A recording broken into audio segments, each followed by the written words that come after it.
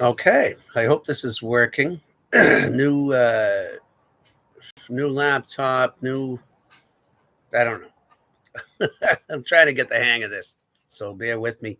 But I wanted to speak while I was still angry, if that makes any sense, but not too angry. I just watched some of the repulsive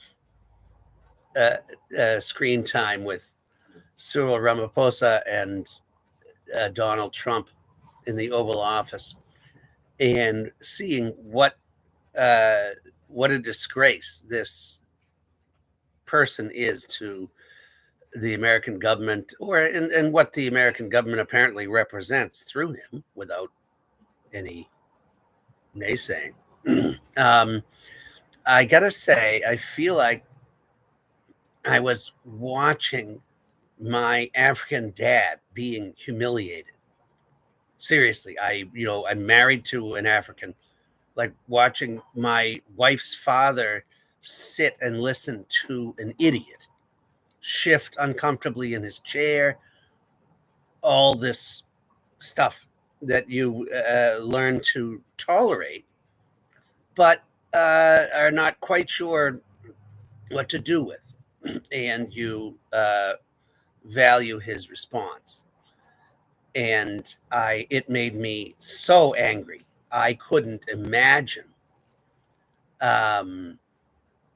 being in that seat, and I can't imagine how to respond in person. There are people who are saying that he was too nice. People on the African side are saying that he's a centrist and he should have been more whatever. But you know what? I wasn't in that seat, so I'm not going to say that, because I don't know. And I just watched that. And now, to paraphrase Patrick Pierce in The Rebel, and now I speak, being full of vision. I speak to my people, and I speak in my people's name to the masters of my people.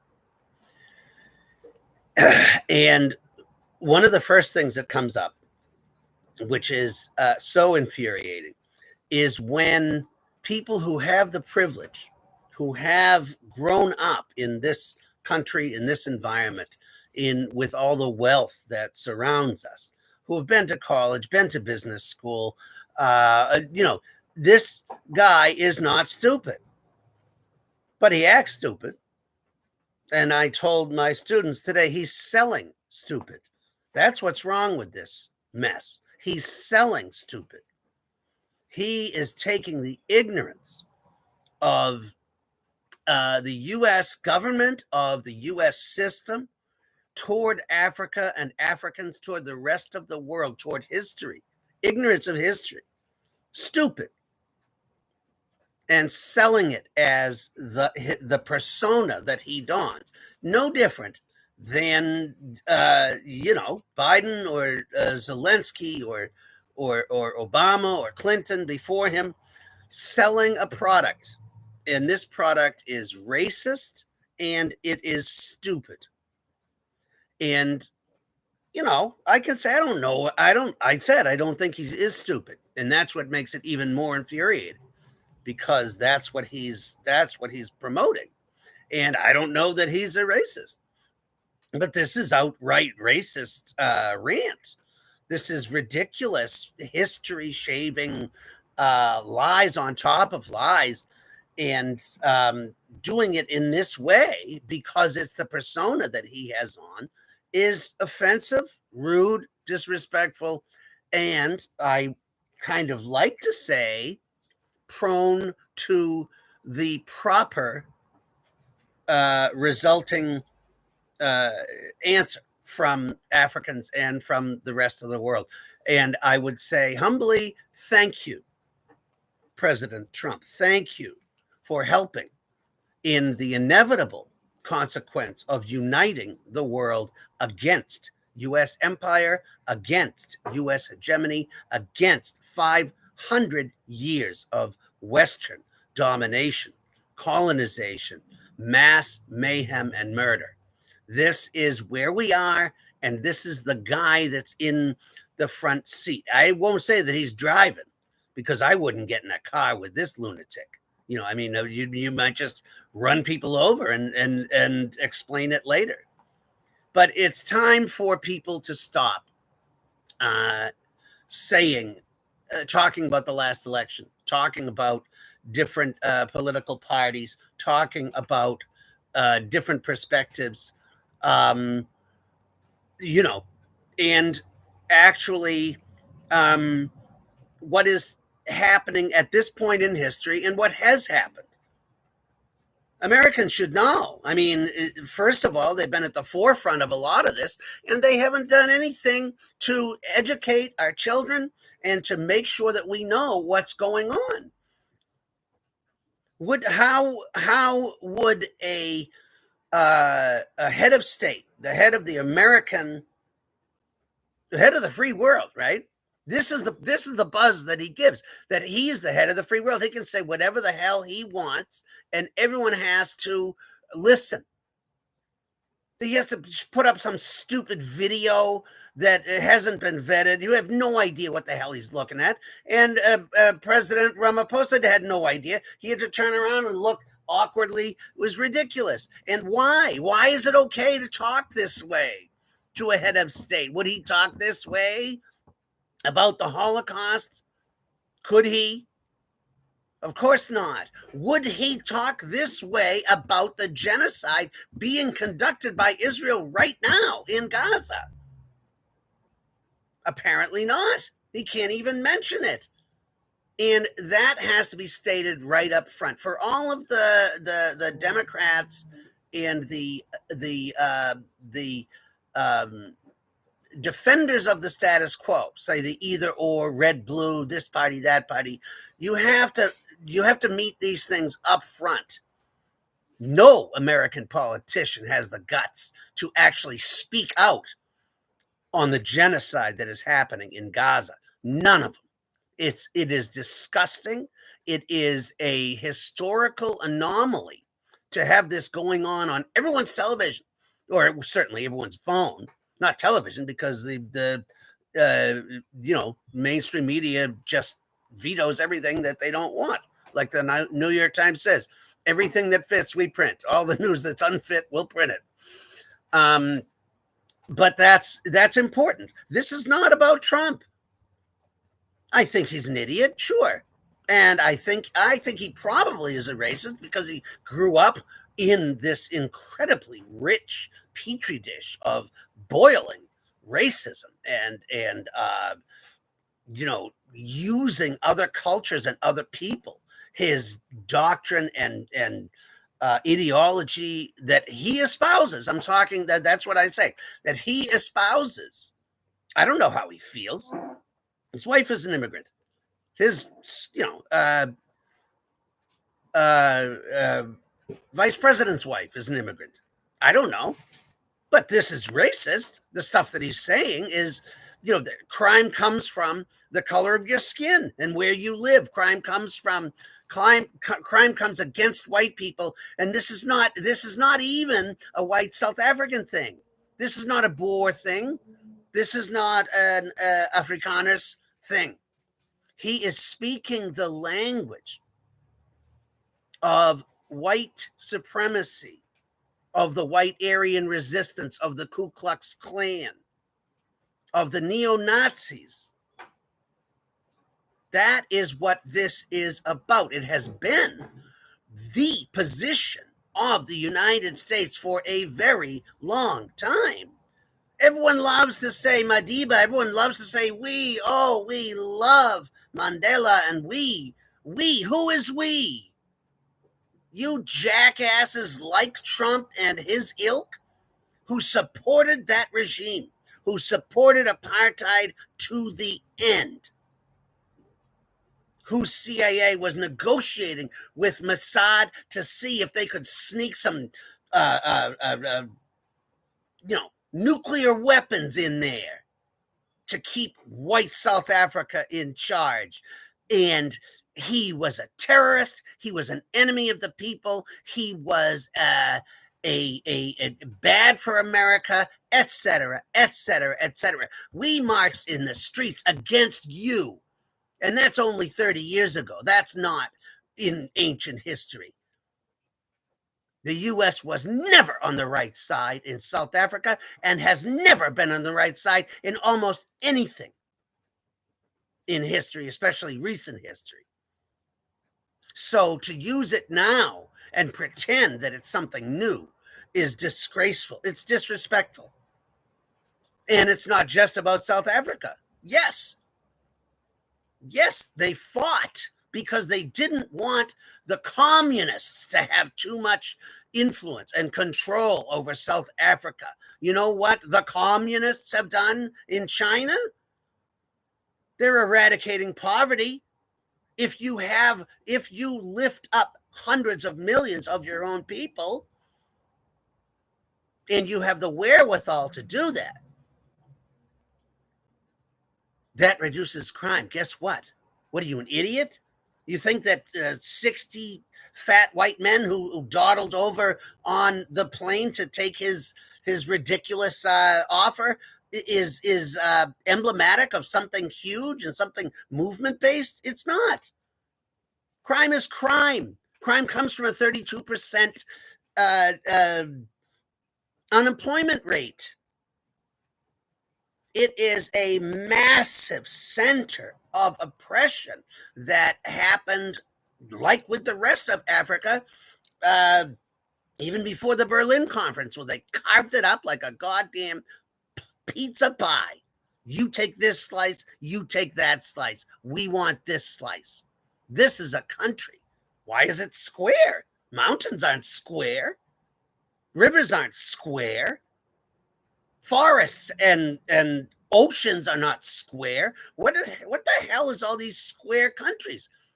I teach kids. They're the ones who ask those questions. Because just like the kid who saw that the emperor had no clothes, when the whole kingdom was watching and clapping and bowing down for this naked idiot. To paraphrase George Orwell, paraphrasing Winston Smith, if there is hope, it lies in the children. People who can look at something with a fresh mind and critical insight that appears to be missing for all of us. It's unbelievable. So this is the history of Africa, especially under Western domination, to stop the Soviets from having any influence and to push the Americans to have all that influence. Money, okay? It's about, bauxite and all the other rare earths that don't exist in the part of Ukraine that Trump wants to buy for some bizarre reason. Gold, oil in Nigeria. This is all about raw materials that the West wanted to extract and produce and sell for their own benefit, and for which they kept profits flowing out and up, away from Africa, away from the people. It's not just about Africa. It's from down to up. That's why I quoted the rebel. It might as well be Ireland. Padraig Pearse and Dominic Behan have the same things to sing. They can sing the revolutionary songs, which talk about killing British soldiers. What? Okay, you're going to show that to in a White House briefing and say that this, the South African Supreme Court already spoke to this. The song that Ramaphosa had to listen to, that EFF's Malema was singing. Shoot the boer, shoot the farmer, from an old anti-apartheid song to raise awareness. If you sing Go Down Moses, you're going to have a problem with Egypt and Israel? What, again, selling stupid. There's no genocide. I mean, look at this. You're talking about South Africa, which is next to Congo, where King Leopold was the Hitler worse than Hitler, killing 11 million people, right? Where NATO and Eisenhower were aware of Lumumba being killed, kidnapped, and boiled in a vat of acid. And somehow now you have the audacity, you dare to interrupt the flow of history and talk about whatever cheesy, racist, right-wing, neo-Nazi papers your bizarre vice president hands you, and you hand off. Watch it, guys, watch it.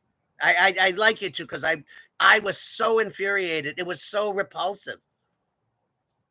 And I understand not voting for Kamala Harris. I understand not voting for the Democrats. This is their history too. And when I talk about every American president being a war criminal, and every current U.S. president being the worst one, I'm not making a statement about that person's personality. Maybe about the acting they do, the Iron Man suit that they don to fly around and zap whoever they think is the enemy du jour, right? But we talk about extradition. This is what is going on now. People, you run in, grab some guy whose name is Diaz, if he has a Spanish name, ship him off to the concentration camp in Guatemala, Ecuador, whatever. And then the president of that country, you laugh with him and say, well, I don't know, we can't get him back. That's, and liberals, Democrats are saying this is outrageous. How is this possible? Well, that was different than Obama sending drones to attack and kill U.S. citizens for the extradition that the whole of American establishment has participated in for decades, through the CIA, through Syrian jails, Egyptian jails, right? Torturing people. Extraordinary rendition, they called it. Kidnapping and torture is what that really is. And you have a different actor with a different face. Really slick, sexy guy, tall, thin, young, good smile, strong words, smart. And what did he say about it? We tortured some folks. Oh, that puts a good spin on it. Wow, that's disgusting. That's all you have to say? Yeah, apparently. And now, fast forward to a different actor in a different zoot suit, whatever you want to call it, the suit. The triangle, they call it the triangle in the visual.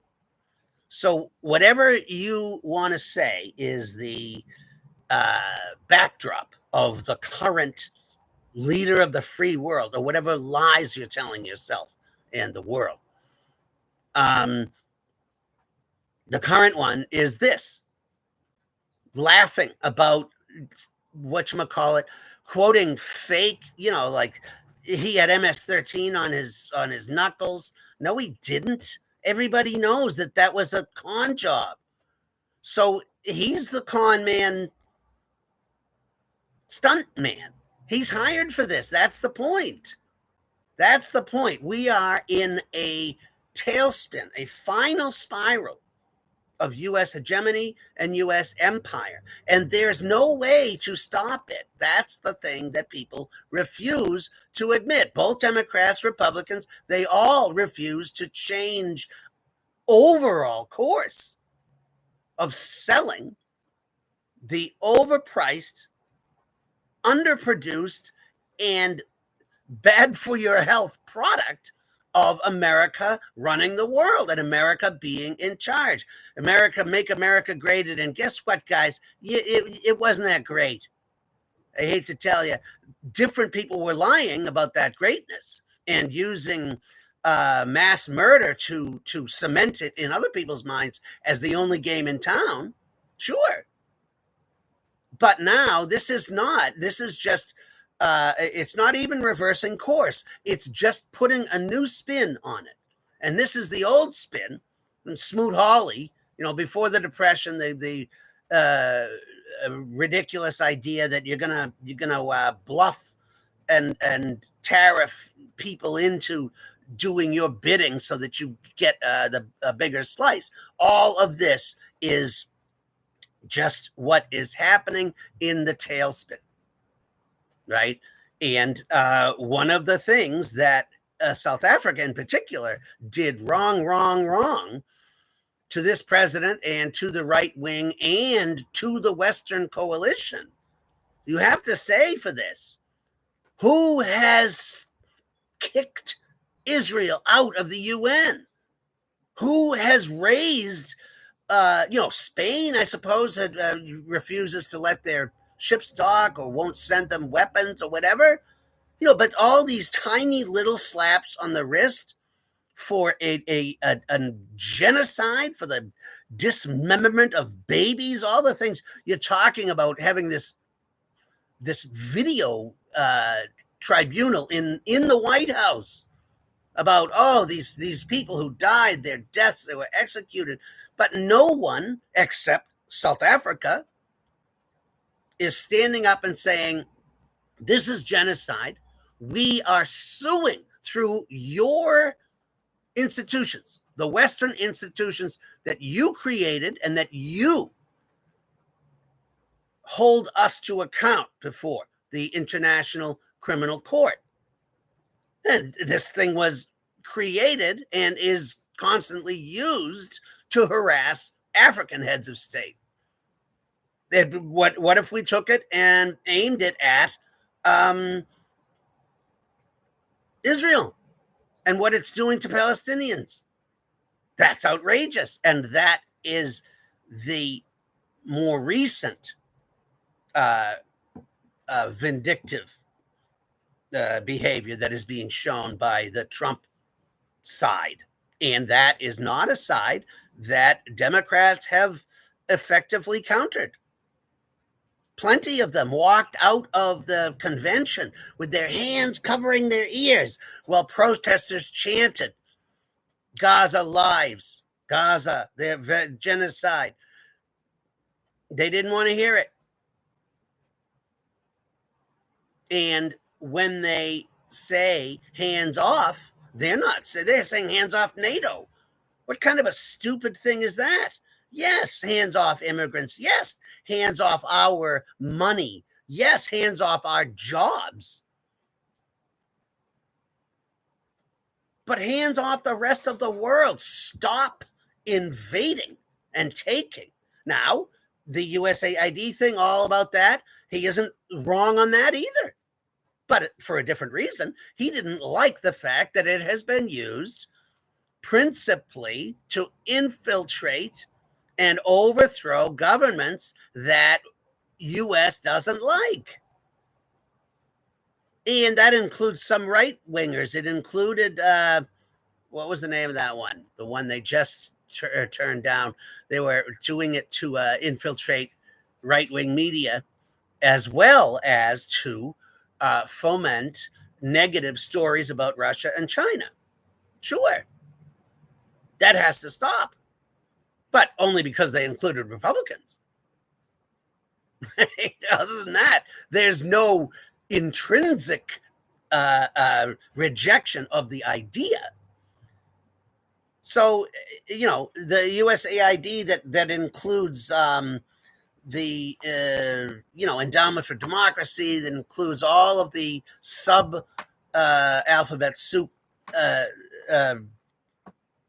necklace things, the CIA, BIA, GIA, that are meant to promote the establishment of NGOs in all these countries and spend billions of dollars to convince them that socialism is bad and America is good, et cetera, et cetera, et cetera. That's a waste of money, and it's also a not diplomatic. And to be honest, the Peace Corps was invented with the same goal in mind. Yes, we all knew a lot of Peace Corps volunteers who did wonderful things, but their job was a CIA job. They were there it was soft power. It was projecting the power of the West. It was a Marshall Plan mind game, a lot cheaper than the Marshall Plan, and to win over Africans to the Western camp. And now here is what is happening is the world is changing. There's no way to hide it. There's no new president who you can bring in. There's nothing that can be done to change what is happening. And that is the beautiful part. I'm, in my 60s now. I never thought I'd see a lot of things that have happened so far. But I also didn't think I'd see the end of U.S. empire. But it's coming. It's not tomorrow. I'm not a timeline expert. That's not my job. I like to look at overall trends and where things are headed. And what Africa has needed is the Western boot off its neck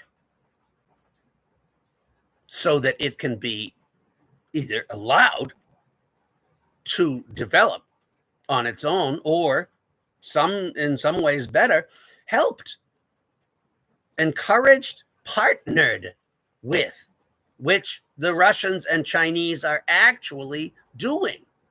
They can spread all this stuff about debt traps and this. Can you believe that? Can you believe that any Western diplomat, authority figure, official, anyone would stand and not feel embarrassed at barking orders still to Africans about the dangers of people other than European colonizers, murderers? Ibrahim Traore is saying this now. This is the France that sent black soldiers into the Algerian Sahara, into the fallout from nuclear tests, so that they could tell what happens to a human body in that situation. And what? I mentioned the Holocaust. What else in human history? What can you just ignore and then say, well, I know that was a shame. But listen, those Chinese are really probably, setting up a thing where they're going to take stuff from you and not give much back. Oh, and you would know this how? Oh, because you've done it for the last 350 years. Oh, thanks. Hey, thanks, guys. That's really helpful. Now we see the thing that is coming. We see Africa flip. Everyone has seen these memes, right? The map of Africa in 2004, or the world too, and the map of the Africa today, 2024, largest exporter, largest importer, whatever, largest trade balance. It's all China. It's all China. And we can get mad. We can get scared, because that's what this assault, the disrespect that is vomited on Africans as representatives of humanity, that is to say, on us, other people, other humans, are treated like crap because they can. Guess what, guys? They can't. Not anymore. And I got a great, I have a friend who's a writer who's from, he worked in South Africa uh, for many years as a bureau chief for the Washington Post. And he had written a fantastic anecdote about what the rest of the world and how the rest of the world, he was an African American man whose uh, record memory comes from his own culture, his own history. Just like when I said that, I pulled up Padraig Pierce. I shall speak, being full of vision, speak to my people and speak in my people's name to the masses of my people. He remembered an incident from his youth. He said, I'm fairly certain that the world is going to respond to Donald Trump's ambush of South African President Cyril Ramaphosa the same way my mama responded to my Aunt Nancy at Christmas dinner 50 years ago. As I recall, we were sitting down to eat when my mama asked, Nancy, how long did it take you to clean these chitlins? To which my Aunt Nancy responded, Girl, I didn't have time for all that. I just rinsed them off and cooked them. Oh, the ensuing look of horror that spread over my mama's face approximates the look that must have appeared on the face of dozens of heads of state. Mexico's Claudia Sheinbaum, Lula in Brazil, Paul Biya in Cameroon, Kuang in Vietnam, when they realized that Trump is a madman who is incapable of diplomacy, critical thinking, or anything resembling grace.